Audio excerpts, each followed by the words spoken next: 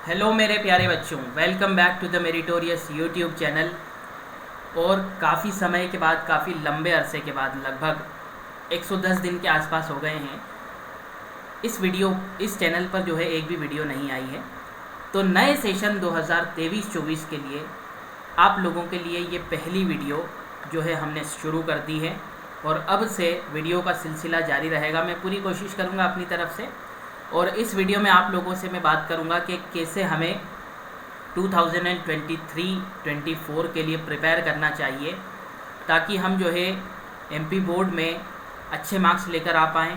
क्योंकि 2023-24 का जो सेशन होने वाला और इसके बाद आने वाले सेशन, इसमें काफ़ी बड़े बड़े चेंजेस देखने के लिए अभी भी मिले हैं और आगे भी देखने के लिए मिलेंगे। उसका मेन सिंपल सा रीज़न आप लोगों को पता होगा, नेशनल एजुकेशन पॉलिसी 2020, जो कि 2025 में पूरी तरह से लागू हो जाएगी और धीरे धीरे 2023-24 में तो मतलब, और इसके पहले वाले सेशन में भी लागू हो चुकी थी। उसका सबसे पहला मैं आप लोगों को उद्देश्य बताता हूँ कि सबसे पहला उसका उद्देश्य क्या है, जो मैंने समझा अभी तक, कि लेस सिलेबस मोर क्रिएटिविटी।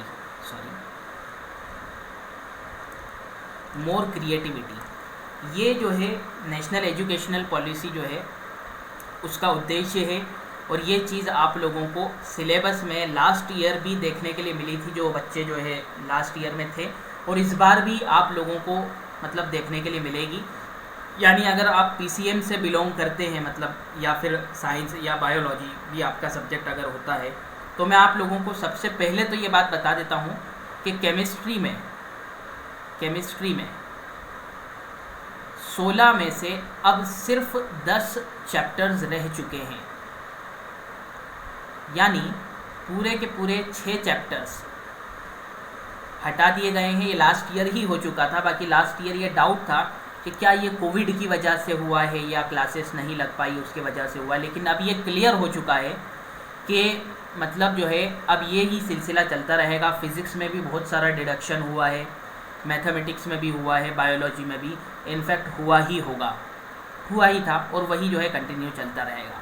उसके पहले मैं आप लोगों को एमपी बोर्ड के बारे में कुछ फैक्ट बता देता हूँ, कुछ जानकारी बता देता हूँ। होपफुली आप लोग ये जानकारी जो है बहुत फ्रूटफुल समझेंगे और आगे आने वाली जो प्रिपरेशन है आपकी, वो किस तरह से होने वाली है, वो सारी की सारी प्रिपरेशन आपको जो आप इस जानकारी पर डिपेंड करेंगी। तो सबसे पहले मैं शुरुआत करता हूँ प्यारे बच्चों, 2017-18 वाला जो सेशन हुआ था, 2017-18 का जो सेशन था, उससे पहले की अगर अपन बात कर रहे हैं, बिफोर 2017-18 वाला जो सेशन है, इसमें एमपी बोर्ड जो है,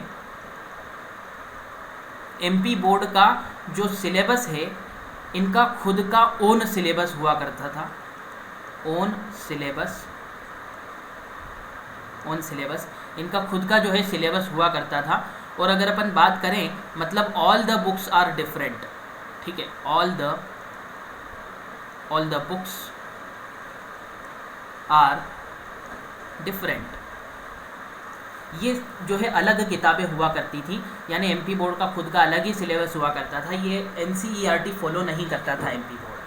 फिर 2017-18 का जो सेशन आया है ना, 2017-18 का जो सेशन आया, यानी ये वाले सेशन की बात कर रहे हैं अपन, तो एमपी बोर्ड ने ये डिसाइड किया कि जो साइंस है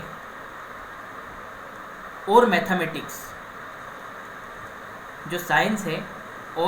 मैथमेटिक्स, इसको 9th से लेकर 12th तक, मतलब 9th से 12th तक वाले बच्चों के लिए एनसीईआरटी कर दिया जाए। ठीक है, जान रहे हो आप, एनसीईआरटी पहले सिर्फ सीबीएसई में चला करता था और दूसरे स्टेट बोर्ड में भी चला करता होगा, वो मुझे नहीं पता है। बाकी जो है इसके पहले एमपी बोर्ड का इंटायर सिलेबस, इंटायर किताबें बिल्कुल ही अलग हुआ करती थी, उसी के बेसिस पर एग्ज़ाम हुआ करते थे। 2017-18 में ये डिसाइड किया गया एमपी बोर्ड द्वारा कि 9 से 12 तक साइंस और मैथ्स, है ना। ऑब्वियसली आप लोगों को पता ही होगा कि 9-10th में साइंस और मैथ्स, और 11th-12th में सीधी सच्ची सी बात है 11th-12th के अंदर फिज़िक्स, केमिस्ट्री, मैथमेटिक्स और बायोलॉजी, पीसीएमबी, ये जो है एनसीईआरटी कर दिया गया था एमपी बोर्ड द्वारा। ठीक है, ये एनसीईआरटी कर दिया गया था। फिर अब जाहिर सी बात है, मतलब 11-12 की बात करें तो लगभग हिंदी इंग्लिश वाले सब्जेक्ट को छोड़कर जो दूसरे सब्जेक्ट जिन बच्चों का जो है साइंस, मैथ्स, पीसीएम या पीसीबी सब्जेक्ट था, उनको पूरी एनसीईआरटी लगभग पढ़नी थी। ओके, फिर उसके बाद 2020-21 वाले सेशन की अगर मैं बात करूं आप लोगों से, 2020-21 वाले सेशन में एंटायर सिलेबस है ना, मैं या फिर मैं बोलूं ऑलमोस्ट एंटायर सिलेबस जो है, ऑलमोस्ट एंटायर सिलेबस एनसीईआरटी कर दिया गया था एमपी बोर्ड द्वारा। मतलब सारी के सारी लगभग किताबें 2020-21 वाले सेशन से एमपी बोर्ड ने अपनी हटा दी और पूरा के पूरा एनसीईआरटी पर डिपेंड होकर जो है फैसला किया एमपी बोर्ड ने कि अब सारी के सारी किताबें एनसीईआरटी की चलेगी। चाहे अगर अपन 9th-10th की बात करें तो साइंस हो गई, मैथमेटिक्स हो गई, सोशल साइंस हो गई, ठीक है, इवन इंग्लिश, हिंदी और उर्दू और संस्कृत, ये सारी के सारी किताबें जो है एनसीईआरटी द्वारा जो किताबें जो मतलब है वही चला करेगी। और 11th-12th में ऑब्वियसली जो साइंस स्ट्रीम वाले स्टूडेंट हैं, जो कॉमर्स स्ट्रीम वाले स्टूडेंट हैं या जो आर्ट स्ट्रीम वाले स्टूडेंट भी हैं, उन सब के लिए भी जो है एनसीईआरटी चला करेगी। यानी अगर हम बात करें तो 2020-21 और उसके बाद वाला जितना भी सेशन है, इसके अंदर जो है एनसीईआरटी पूरी तरह से लागू हो गई थी। अब 2020 में क्या हुआ था आप लोगों को पता है, 2020 के शुरुआत में कोविड पूरी तरह से फैल चुका था और स्कूल वगैरह बंद हो गए थे और ये सारी चीज़ें हुई थी। तो आखिरी में जो है सारे बोर्ड्स, जितने भी बोर्ड्स थे, उन सब पर एक प्रेशर आया था कि भैया सिलेबस कम करना है। ठीक है, बाद में एग्ज़ाम कैंसिल हो गए थे, वो बात भी है, वो बात तो है ही, लेकिन सिलेबस कम किया था। तो एमपी बोर्ड की अगर मैं बात करूं तो एमपी बोर्ड ने उनका जो सिलेबस है उनके तरीके से कम किया। सीबीएसई का सिलेबस अलग अलग तरीके से कम किया था, तो इन्होंने भी रिड्यूस किया और इन्होंने भी जो है सिलेबस को रिड्यूस किया। ठीक है, और सारे बोर्ड्स ने सिलेबस को रिड्यूस किया था ऑलमोस्ट। ठीक है, ये बात अपने को मालूम है। और उसके बाद में ये मालूम भी है कि भाई एग्ज़ामिनेशन जो है, एग्ज़ाम कैंसिल भी हो गए थे। ठीक है, एग्ज़ाम जो है वो कैंसिल हो चुके थे, तो ये बात भी अपने को मालूम है। ठीक है, ये बात मैं आप लोगों को क्यों बता रहा हूँ। अच्छा, इसके आगे वाली बात आप समझें कि 2021-22 का जो सेशन आया, मतलब अभी जो सेशन गया है, ठीक है, 2020-21 वाला सेशन, सॉरी ये 2020-21-22 वाला जो सेशन है, इसमें कुछ ऐसा हुआ था कि एमपी बोर्ड ने और सीबीएसई ने और जितने भी बोर्ड्स थे उन्होंने सिलेबस जो है रिड्यूस किया था। ऑब्वियसली बात है, ऑब्वियसली, क्योंकि एमपी बोर्ड ने पूरी तरह से एनसीईआरटी को अडॉप्ट कर लिया था, तो एनसीईआरटी के बेसिस पर ही उन्होंने अपना सिलेबस रिड्यूस किया था, नो डाउट। ठीक है, फिर अभी अपन पिछले सेशन की बात करें, 2022-23 वाले सेशन के अंदर भी जो है सिलेबस रिड्यूस करना है कि नहीं करना है, थोड़ा सा कश्मकश में ये बात थी। तो सीबीएसई ने जो है फैसला किया, सीबीएसई का काफ़ी पहले जो है वो मतलब आ चुका था कि भाई हम सिलेबस को रिड्यूस करेंगे।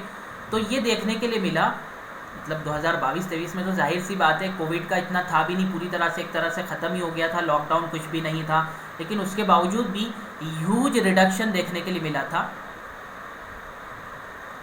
ह्यूज रिडक्शन देखने के लिए मिला था सीबीएसई के तरफ से उनकी किताबें एनसीईआरटी के अंदर, उनके सिलेबस के अंदर। और एमपी बोर्ड का एक नोटिस उसी सेशन में आया था, एमपी बोर्ड का ये नोटिस आया था उनके उसी सेशन के अंदर कि जो सिलेबस सीबीएसई ने रिड्यूस किया है, हम एज इट इज़, हम भी जो है सीबीएसई को जो है फॉलो करेंगे, हम भी सीबीएसई को फॉलो करेंगे और हमने भी वही सिलेबस रिड्यूस किया है जो सीबीएसई ने किया है। मतलब सीबीएसई ने जो अपनी किताबों में से मतलब 2021-22 के अंदर हटाया था, वो एमपी बोर्ड ने भी हटा दिया। ठीक है, अब ये वाली बात जो है बहुत से बच्चों को या बहुत से टीचर्स को या बहुत से लोगों को, इवन मुझे भी, मतलब पता नहीं थी कि ये जो सिलेबस रिड्यूस किया गया है कोविड की वजह से किया गया है या दूसरी वजह से। लेकिन अभी ये बात क्लियर हो चुकी है, ये बात बिल्कुल अच्छी तरह से क्लियर हो चुकी है। 100% मैं आप लोगों को बता रहा हूँ कि ये बात अच्छी तरह से क्लियर हो चुकी है कि ये जो सिलेबस है ये कोविड की वजह से नहीं, बल्कि न्यू या नेशनल एजुकेशनल पॉलिसी NEP 2020 में जिसका बिल वगैरह जो पास हुआ था उसके तहत ये सिलेबस जो है रिड्यूस किया गया है। यानी कि अब इन फ्यूचर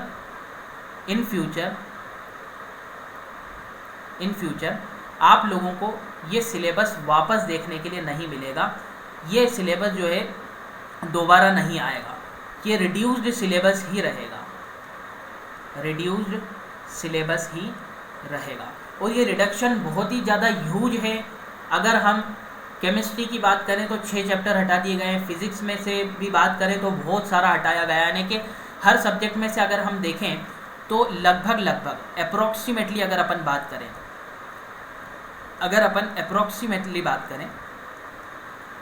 तो 30% लेस सिलेबस अब बच्चों को पढ़ना पड़ेगा। अब इसका मतलब ये नहीं है कि 30% लेस सिलेबस जो बच्चों को पढ़ना पड़ेगा उसकी वजह से जो है उनके लिए आसानियाँ हो गई या ये है, मतलब ठीक है, जाहिर सी बात है।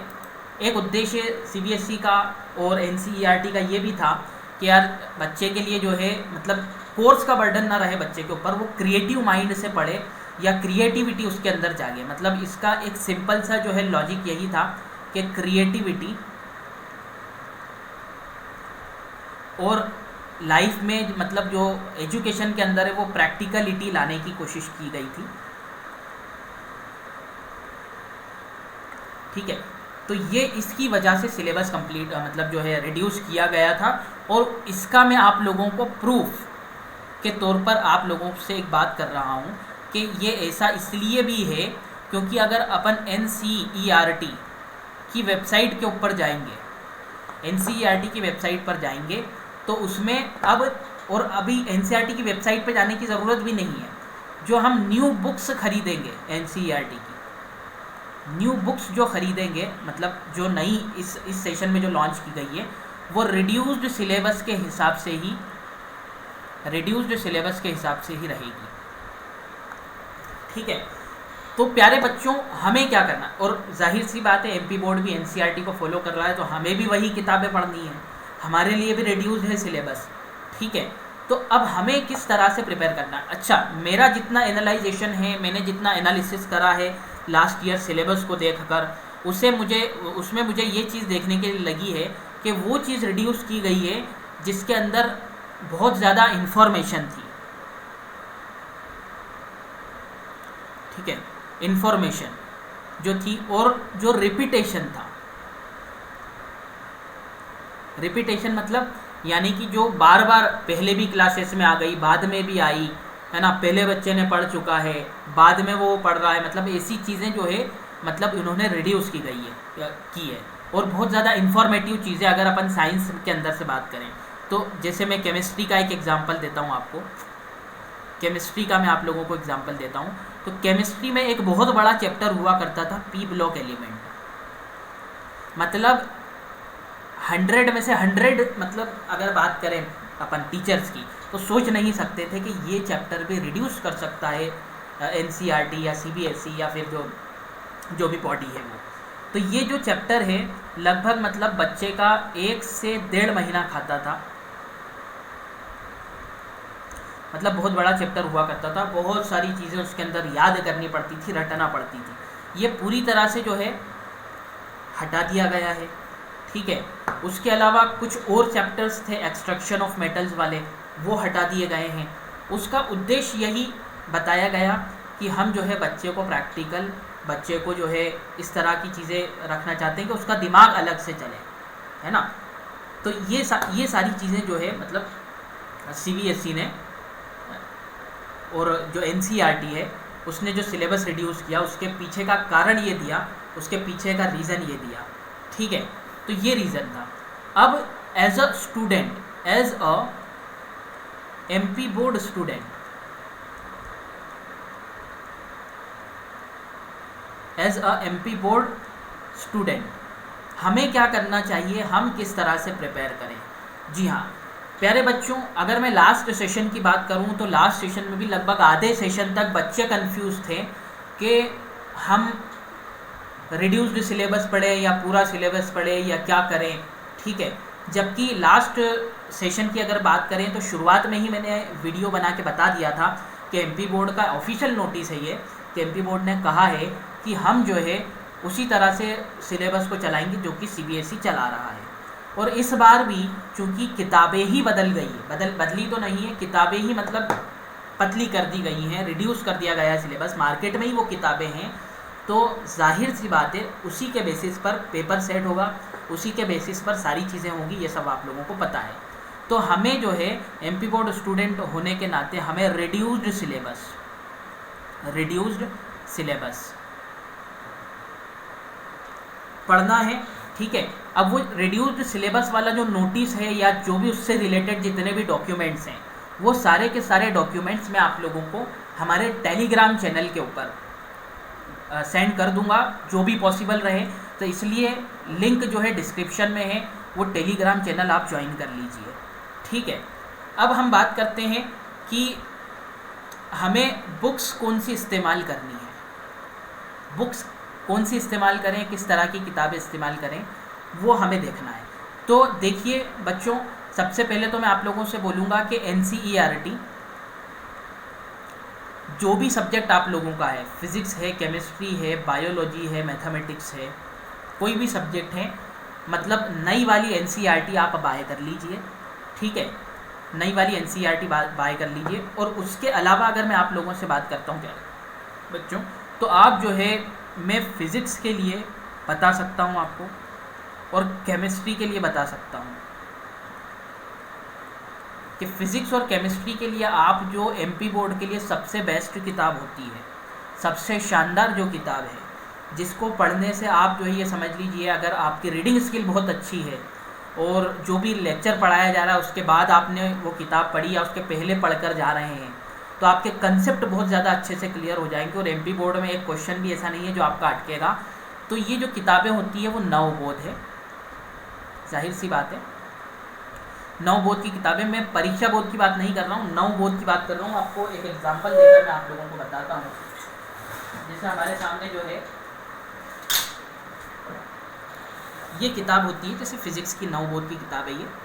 ठीक है, इसे देखो आप, लास्ट ईयर, मतलब ये वाले ईयर की बात करें अपन, इस ईयर मैं आपको मतलब एक बहुत इंटरेस्टिंग फैक्ट बता रहा हूँ। इस ईयर क्या हुआ था कि एक क्वेश्चन आया था एमपी बोर्ड के अंदर, ऑब्जेक्टिव था वो, और वो क्वेश्चन का आंसर अगर आप ढूंढने की कोशिश करेंगे या उससे रिलेटेड कोई जो है टॉपिक ढूंढने की अगर आप कोशिश करेंगे, तो आप लोगों को जो है इस किताब के अंदर नहीं मिलेगा, और कोई सी भी मेरे को लगता है कि किताब के अंदर वो चीज़ नहीं मिलेगी। फिर कहाँ से था वो, इसका जो फ्रंट पेज देख रहे हैं आप, ठीक है, ये डॉक्टर होमी जहांगीर भाभा है। ठीक है, भाभा एटॉमिक रिसर्च सेंटर वाला है ये। ठीक है, इसका फ्रंट पेज और ये वाली चीज़ अगर आप पढ़ेंगे, ये वाला, तो इसमें से आपको वो ऑब्जेक्टिव देखने के लिए मिला है, यानी कि कितनी विश्वसनीय किताब है ये। यानी कि मैं आप लोगों को बता सकता हूँ, जाहिर सी बात है बहुत शानदार किताब है, और आपकी रीडिंग स्किल अगर बहुत अच्छी है तो आपको किताब पढ़ने में बहुत मज़ा आएगा। ठीक है, तो आप जो है नवबोध ले लीजिए। अगर आप मैथमेटिक्स, अब मैं बायो के बारे में तो नहीं बताता हूँ, बाकी बायोलॉजी जो रहती है, बायोलॉजी जो है कॉमनली शिवलाल चलती है, बायोलॉजी कॉमनली जो है वो शिवलाल चलती है। ठीक है, तो आप ले सकते हैं। मैथमेटिक्स के लिए मैं आप लोगों को बता देता हूँ, मैथमेटिक्स के लिए आप जो है आरबी त्रिपाठी किताब ले लीजिए। ठीक है, मैथमेटिक्स के लिए आरबी त्रिपाठी किताब ले लीजिए, या फिर आप जो है जाहिर सी बात है एनसीईआरटी तो लेना ही है, एनसीईआरटी तो पूरी सॉल्व करना ही है। आरबी त्रिपाठी अगर आप सॉल्व कर लेंगे तो किसी दूसरी किताब की आपको ज़रूरत ही नहीं पड़ेगी। अगर अपन एमपी बोर्ड की बात करें तो 100 आउट ऑफ 100 जो है आप लोगों को आ सकते हैं। ठीक है, तो आरबी त्रिपाठी की किताब अभी मेरे पास अवेलेबल नहीं, वरना मैं आप लोगों को बताऊंगा। अच्छा, ये नूतन के नाम से भी फेमस है,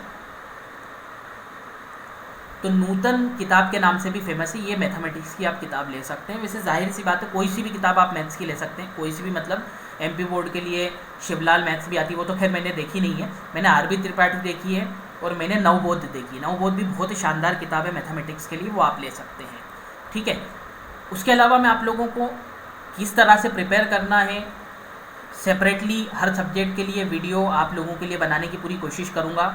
ये आप लोगों के लिए एक इन्फॉर्मेटिव वीडियो थी कि आप लोगों को मतलब पहले से जागरूक रहना ज़रूरी है कि हम किस तरह से जो है मतलब बिल्कुल भेड़ चाल और बिल्कुल जो है एकदम मेहनत करके पढ़ना ना शुरू कर दें फ़ौरन हम, है ना। हमें पता होना चाहिए कि हम जो है जो सिलेबस पढ़ रहे हैं वो रिलेटिव है भी या नहीं, आने वाला है भी या नहीं। अच्छा, बहुत सारे एक्सपर्ट्स और बहुत सारे जो है नीट और जेई के जो टीचर्स हैं वो ये भी कह रहे हैं कि नीट और जेई में भी, नीट और जेई का एग्ज़ाम भी, उसके अंदर भी ये जो चैप्टर्स हैं में भी, उन्हें ऐसा लगता है में भी रिड्यूस किए जाएं, क्योंकि एनसीईआरटी से ही हटा दिए गए हैं वो चैप्टर।